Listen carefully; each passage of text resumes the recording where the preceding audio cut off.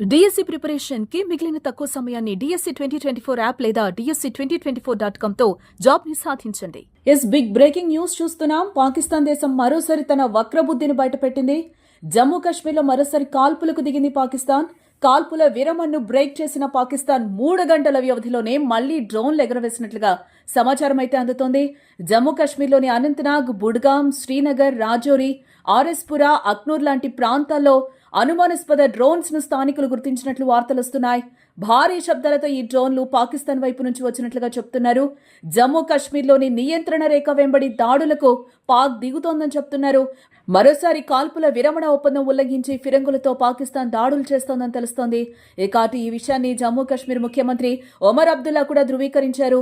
కాసేపటి క్రితమే జమ్మూ కాశ్మీర్లో భారీ శబ్దాలు వచ్చాయని ఆయన పేర్కొన్నారు. ఈ మేరకు సోషల్ మీడియాలో కూడా పోస్ట్ పెట్టారు జమ్మూ కాశ్మీర్ ముఖ్యమంత్రి ఒమర్ అబ్దుల్లా.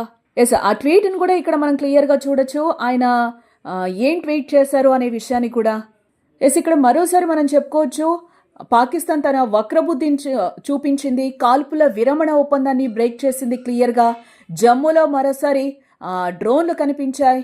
అనంతనాగ్, బద్గామ్, శ్రీనగర్, కశ్మీర్ వ్యాలీ ప్రాంతాల్లో ఈ కవ్వింపు చర్యలకి LOC వెంట పాకిస్తాన్ పాల్పడినట్లుగా తెలుస్తోంది. మరోవైపు పాకిస్తాన్ విషయంలో ఇండియా ఇప్పటికే అలర్ట్గా ఉన్నట్లుగా కూడా తెలుస్తోంది.